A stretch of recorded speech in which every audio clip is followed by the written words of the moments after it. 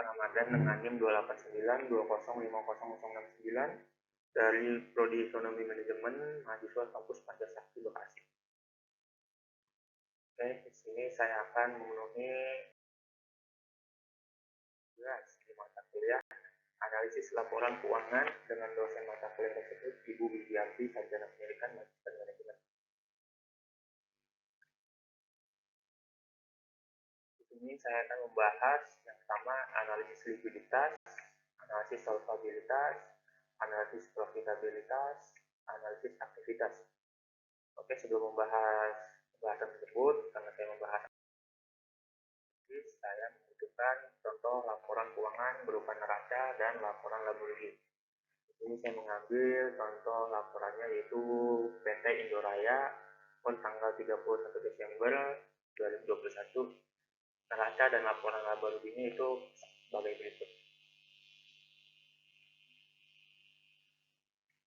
Oke, langsung masuk aja ke pembahasan pertama yaitu analisis likuiditas, yaitu gambaran posisi uang kas dan kemampuan suatu perusahaan untuk melunasi atau membayar kewajiban utang sesuai pada waktu jatuh tempo yang telah disepakati. Di dalam analisis likuiditas terdapat current ratio, yaitu menghitung rasio likuiditas yang paling sederhana. Perhitungan ini dimaksudkan untuk mengetahui tingkat kemampuan perusahaan dalam memenuhi kewajiban jangka pendeknya dengan aktiva perusahaan yang likuid pada saat ini atau aktiva lancar. Oke, rumusnya yaitu current ratio sama dengan aktiva lancar dibagi utang lancar. Selain current ratio, di analisis likuiditas juga terdapat quick ratio, yaitu merupakan penjelasan lebih lanjut dari current ratio. Penghitungan ini hanya menggunakan aktiva lancar yang paling likuid untuk dibandingkan dengan kewajiban lancar. Oke, rumusnya yaitu quick ratio sama dengan aktiva lancar dikurangi persediaan dibagi utang lancar. Oke, langsung aja kita menghitung analisis likuiditas dari contoh laporan keuangan. Karena saya ingin hanya menghitung likuiditas, saya hanya membutuhkan laporan keuangan berupa neraca. Langsung aja kita masukin rasio lancarnya atau current rasionya, yaitu aktiva lancar dibagi utang lancar.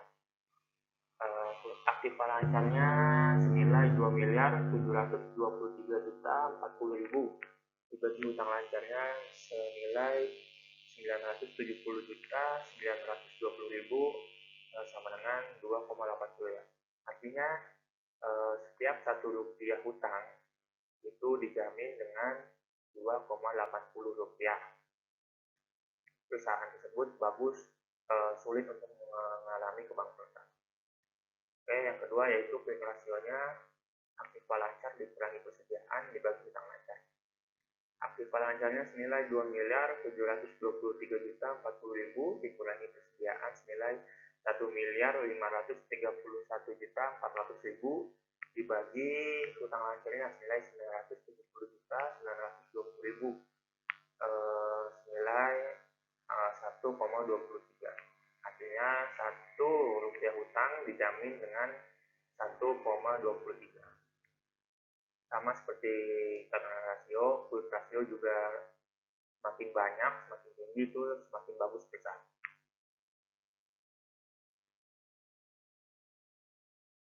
Oke, yang kedua analisis solvabilitas, merupakan rasio yang berfungsi menilai kemampuan perusahaan dalam melunasi semua kewajibannya, baik jangka pendek maupun jangka panjang dengan jaminan aktiva atau kekayaan yang dimiliki perusahaan tersebut.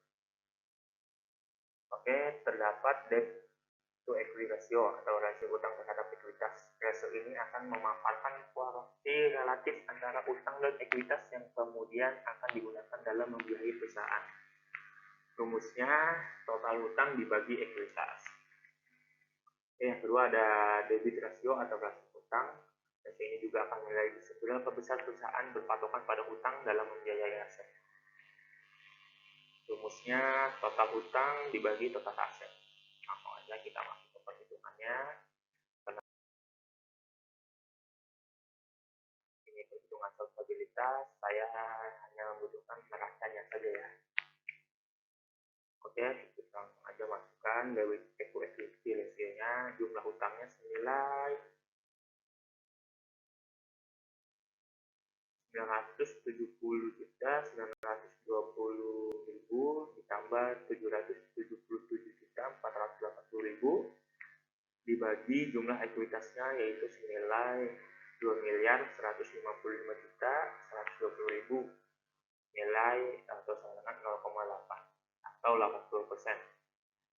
Jadi semakin tinggi nilainya, semakin bagus perusahaan. Oke, yang kedua ada debit ratio, itu jumlah hutang dibagi jumlah aktiva. Karena jumlah hutangnya sama ya, itu 970.920.000 ditambah 777.480.000 dibagi jumlah aktivanya yaitu senilai 3.903.520.000 sama 0,45 atau 45%. Sama seperti equity ratio, semakin tinggi persenannya maka semakin bagus perusahaan tersebut. Oke, masuk yang ketiga yaitu ada analisis profitabilitas atau analisis keberlabaan. Adalah analisis rasio keuangan yang mengukur kemampuan suatu perusahaan dalam memperoleh laba atau profit dengan suatu ukuran dalam persentase untuk menilai sejauh mana perusahaan mampu menghasilkan laba atau keuntungan. Yang pertama ada return on asset, yaitu merupakan rasio yang menunjukkan hasil return atas jumlah aktiva yang digunakan perusahaan. Rumusnya yaitu laba setelah bunga dan pajak dibagi jumlah aktiva. Yang kedua ada return on equity, merupakan rasio untuk mengukur laba bersih sesudah pajak dengan modal sendiri. Yaitu rumusnya laba setelah bunga dan pajak dibagi ekuitas. Oke, langsung aja kita masuk ke perhitungannya. Karena di sini saya menghitung profitabilitas, saya membutuhkan neraca dan sekaligus laporan laba ruginya. Itu rumusnya laba setelah bunga dan pajak dibagi jumlah aktiva. Laba setelah bunga dan pajaknya nilai 245.520.000 terdapat di laba dibagi jumlah aktivanya 3.903.520.000 itu terdapat di neraca. Jadi hasilnya adalah 0,03 atau 6,3%. Perusahaan tersebut menghasilkan laba 6,3%. Jadi semakin tinggi persenannya, semakin bagus labanya, semakin banyak yang dihasilkan labanya.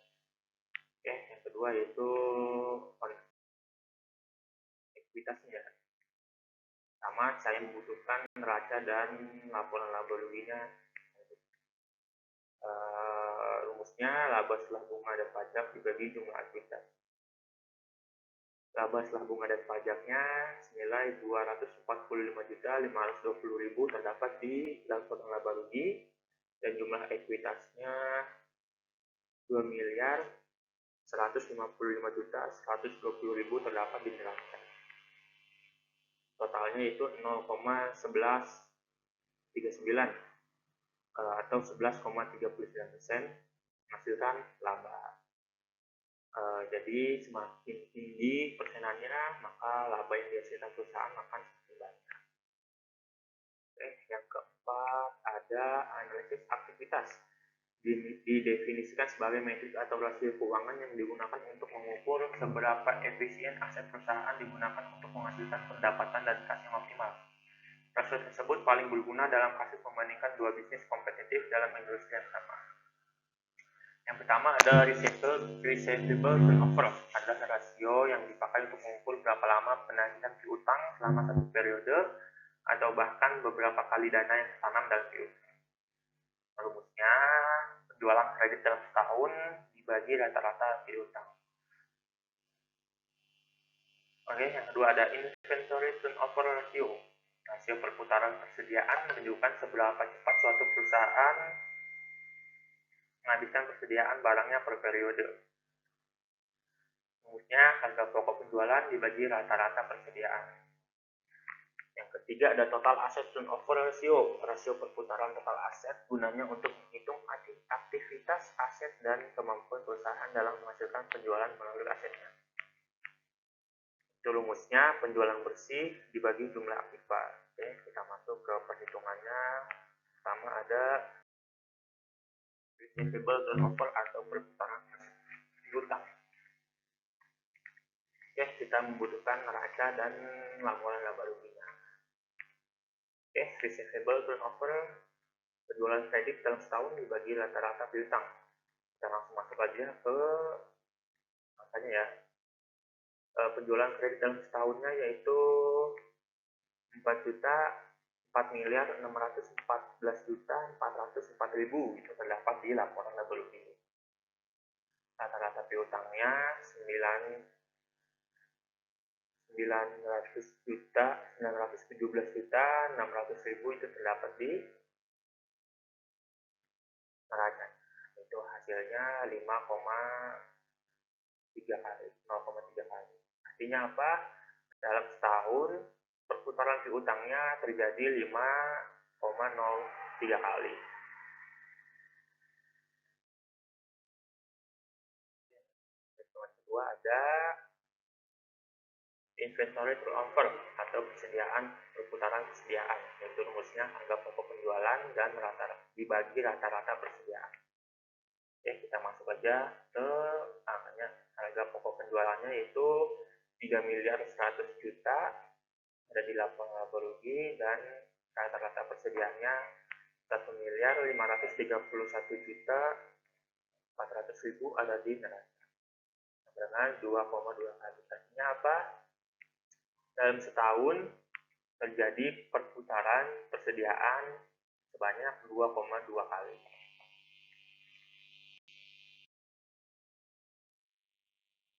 Oke, yang ketiga ada perhitungan total aset turnover. Itu rumusnya penjualan bersih dibagi jumlah aktiva. Penjualan bersihnya senilai 4 miliar 614 juta 40 ribu ada di laporan laba rugi.